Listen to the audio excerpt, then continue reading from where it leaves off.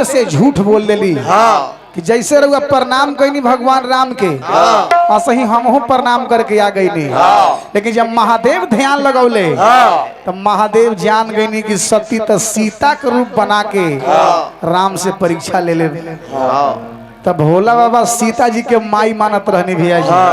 अब महादेव के मन में ही बैठ गई कि हमारी पत्नी हो लेकिन रूप बना लेली माई के, तो अब पति पत्नी के रिश्ता खत्म हो जाई काहे कि मतारी के रूप बना लेली भाई। अभी अब एक संग में पत्नी के रिश्ता रखो तो काम गड़बड़ा जाई। वही महादेव बचे मने मन वचनबद्ध हो गई नी।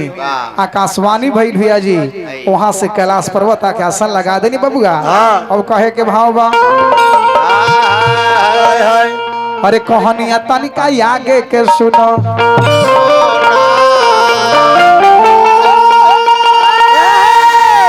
अरे आगे के सुनो हो चाचा, आगे के सुना हो कहानिया तनिका आगे के सुना।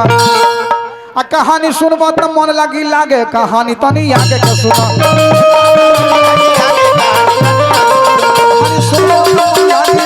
कहानी तनी आगे के सुनो।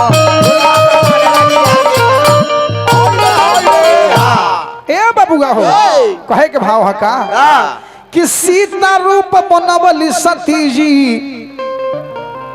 मन में भोला दनी ठाने। ए बबुआ मने मन वचनबद्ध हो गई नहीं कि अब आज से पति पत्नी के रिश्ता खत्म बा।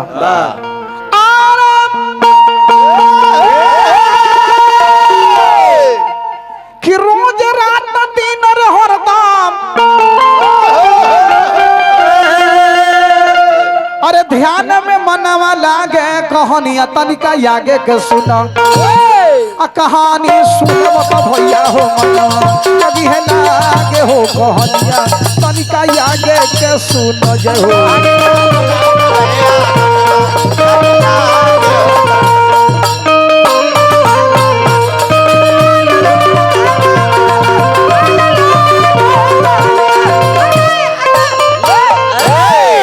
महादेव ध्यान लगा देने बबुआ हो। और कुछ दिन के बाद मैया सती फुलवारी में घूमत तानी सखी सहेली के साथ में। देखा तानी कि आकाश मार्ग से देवता लोग विमान पर चढ़ के जाता। अपना सखी लोग से पूछली इन्हें अपना पति महादेव से पूछा तानी कि हे पति देव, ये देवता लोग कहाँ जा रहल बा? महादेव कहनी कि हे सती, तहार बाबूजी दक्ष प्रजापति तहार नैहर में जग करतनी, आ वही जग में देवता लोग जा रहल बा। मैया सती कहनी कि नैहर में जग बा, अब बाबूजी जग करेले ओकर बेटी ना जाओ। सती माई जिद कर देली, ए राजा जी हम हो जे जाई बनाई हारवा।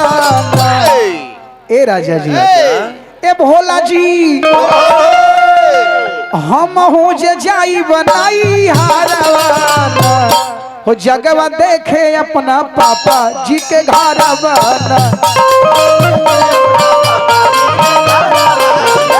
जग देखे अपना बाबू जी के घरवा।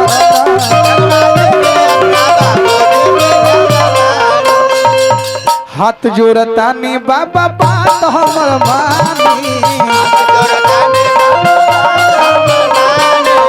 हाथ जोड़तानी भोला जी बात हमर मानी। अपना जे पत्नी भोला हमारा के जानी, अपना जे रानी भोला हमारा के जानी। ए महादेव हम जग में जाए। महादेव माना करी कि जग में जेबू बिना बोलावल जेबू इज्जत प्रतिष्ठा ना मिली ना। सती माई जिद कहली कि ना हम जेबे करो। कहले कि जा। वही सती माई जा तारी कुछ गौन बाबा उनका साथ लगा देनी। जब सती माई नैहर में अली उनका कोई इज्जत प्रतिष्ठा ना करे। जब माई मिलली तो माई खाली गर्दन में गर्दन लगौली। अब माई भी छोड़ दिले, ना बहन बोलता ना भाई बोलता। जब बाबूजी राजा दक्ष प्रजापति देखले तो और गुस्सा के मारे आंख लाल कर ले। अपना बेइज्जती सती मैया बर्दाश्त ना कैली। जब जग मंडक में गईली तो वहां भी बेइज्जती बबुआ बा। ब्रह्मा का स्थान बा, विष्णु का स्थान बा, सब देवता का स्थान बा। अपना पति महादेव के जब स्थान ना देख ले तो सती माई के आंख से लूर गिरे लागल कि नैहर हता का हो, लेकिन जहाँ इज्जत ना मिले, जहाँ मान सम्मान ना मिले, वहाँ रहे के ना चाहिए। लेकिन अब जाई कहाँ? अब तो ससुरारों से पति के बात काट के नैहर नहीं कि नैहर में माई बाप हमारा कम से कम मान सम्मान दी है, और नैहर में माई बाप मान सम्मान ना दिले तो अब का करी बबुआ जी? तो वही जे मैया सती बबुआ वही जो ना अग्निकुंड रहे, कहीं कहीं लिखल बा कि अग्निकुंड में कूद के मैया प्राण त्याग दिली, और कहीं लिखल बा कि अग्निकुंड के बगल में उत्तर दिशा के मुंह करके माई सती बैठ गईली। मने मन महादेव के याद गईली, वरदान मांगली कि हे मालिक, हे प्रभु, जब भी जन्म हो तो पति महादेव मिली है, और अपना योग अग्नि में मैया सती जर के राख हो गईली। कहे के भाव बा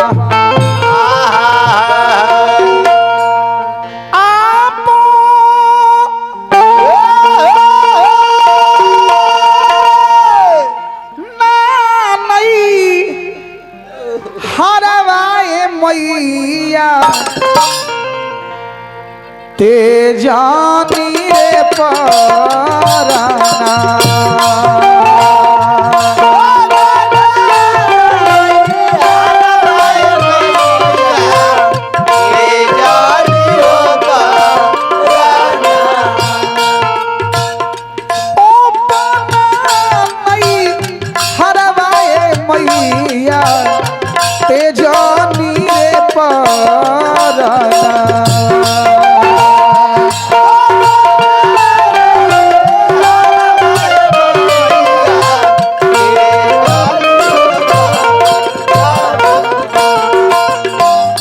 अगिया में जरली, अगिया में जरली, अगिया में जरली, अगिया में जरली राम, अगिया में जरली राम, मैया के बरदाना।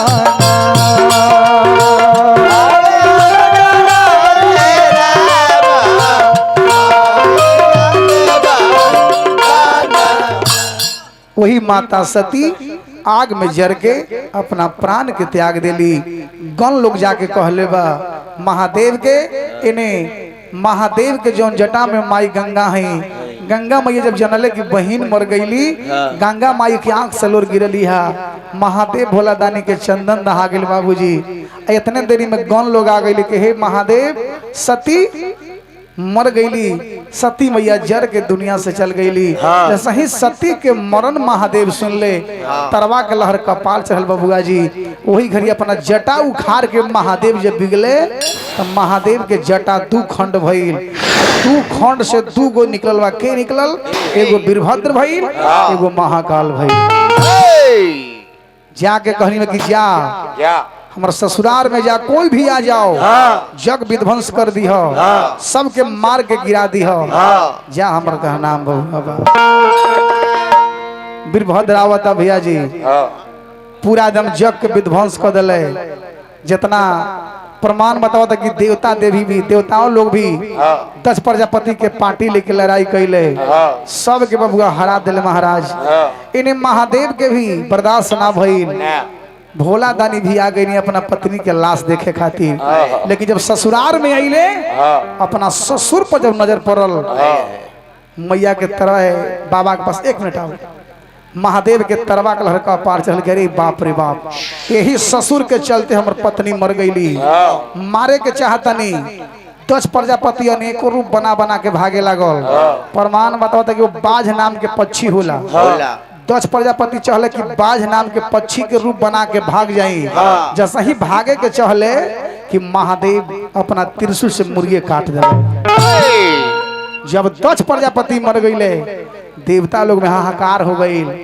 पूरा देवता लोग चरण में गिरले महादेव के, हे भोला दानी कोई उपाय करो, एकरा जियावो, ई ना जी है तो सृष्टि गड़बड़ा जाई। वही महादेव कहने कि जा उत्तर दिशा की ओर चली जा, जे पहले मिल जाओ ओकरा मूरी काट के लाओ तबे जी है। प्रमाण बतावला कि भगवान विष्णु खुद गई भैया जी एगो बोका के मूरी जेकरा हम सब बकरा कहिले, बकरा के मूरी काट के लावल गई और 10 प्रजापति के मूरी में जोड़ावल गई।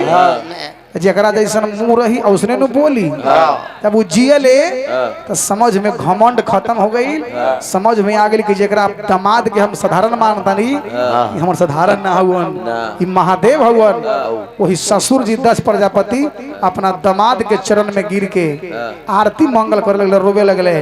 तो महादेव के हंसा गई जननी का है उ बकरा के आवाज में बोलत रहली नु, तो जकर जैसे मुंह रही उसने न बोली, तो मुरिया तो लग गई बकरा वाला बोका वाला, तब वही आवाज में बोले ले।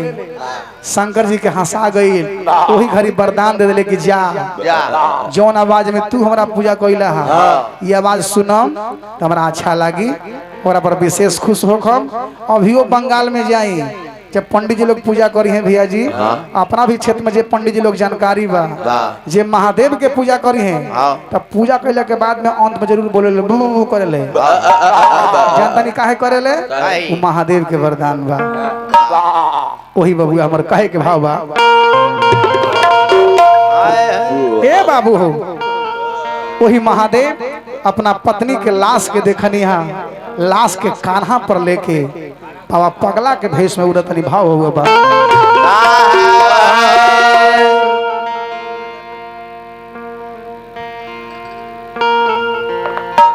पगला के भेषवा में भोला जी, बरसा खड़ा हो जा, खड़ा हो जा।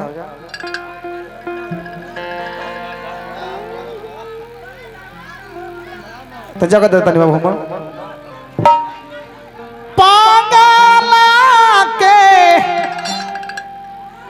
भैंसवा में बाबा हो घूमे ले हो जे बारा।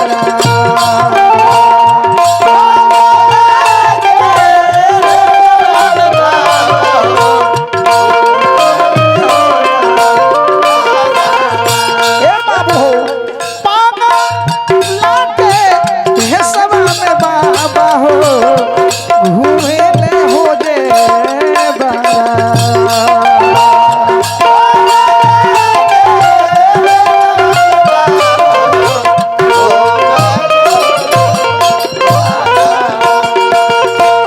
देव सब कैले, देव सब कैले,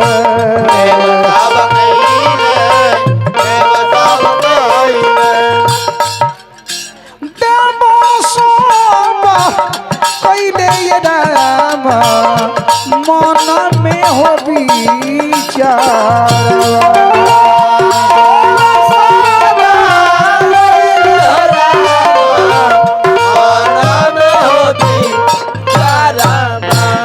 सत्यनारायण बाबू पुरस्कार दिया नहीं है, चाचा के स्वागत अभिनंदन बनल रही।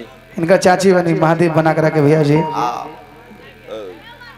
रोहित कुमार यादव जी आप पुरस्कार दिले 10 रुपया, स्वागत अभिनंदन बाबू।